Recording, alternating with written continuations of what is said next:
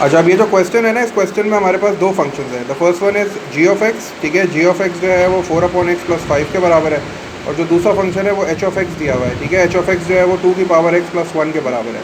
हमसे कह रहा है find the value of x, हमें एक्स की वैल्यू फाइंड आउट करनी है when h of x is equals to g of 1/3। मतलब यहाँ जो है वो आपको फंक्शन का इनपुट चेंज करना है, ठीक है। आपके पास जो ओरिजिनल फंक्शन है वो एक्स की फॉर्म में, और यहाँ जो फंक्शन है उसमें आपको एक्स की जगह पे 1/3 रिप्लेस करना है, सही है। तो यहाँ एच ऑफ एक्स है, इसका मतलब है कि ऊपर से एच ऑफ एक्स की वैल्यू कॉपी कर लेता हूँ। H of x is equals to 2x + 1, तो मैंने एज इट इज़ 2x + 1 यहाँ कॉपी कर लिया, क्योंकि एच ऑफ एक्स में मुझे इनपुट चेंज नहीं करना। इनपुट किसका चेंज करना है? जी ऑफ एक्स का चेंज करना है। जी ऑफ एक्स का फंक्शन क्या है? 4/x + 5। अब मैं क्या कर रहा हूँ, जहाँ जहाँ मुझे एक्स नज़र आ रहा है उसकी जगह पे मैं 1/3 पुट कर रहा हूँ। 4 एज इट इज़, डिवीजन में एक्स था, एक्स की जगह पे मैंने पुट कर दिया 1/3, एंड देन कम्स +5। अब मुझे इसको सॉल्व करना है, ठीक है। रिमेंबर, कैलकुलेटर मेरे पास नहीं है, मुझे बगैर कैलकुलेटर के इसको सॉल्व करना है। ये 2x + 1 एज इट इज़ आ गया। अब इसको कैसे लिख सकते हैं, ठीक है। अब देखो मैं इसको कैसे लिख रहा हूँ, मैंने 4 लिखा, चूँकि ये 1/3 डिवाइड हो रहा है तो मैंने डिवाइड वाला साइन यूज़ किया और 1/3 लिख लिया, +5 एज इट इज़।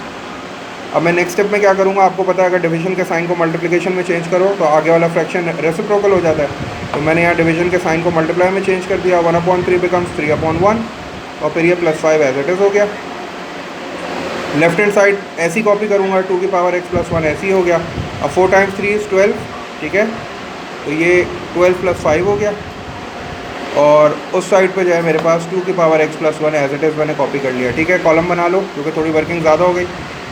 तो ये 2x + 1 इज इक्वल्स टू 12 + 5। 12 + 5 कितना होता है? 12 + 5 इज 17। तो ये 17 इधर आ गया, left hand side as it is copy कर ली, 2x + 1 हो गया।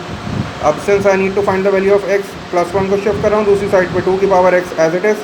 ये +1 वहाँ जाके माइनस हो जाएगा, 17 - 1 विल गिव मी 16।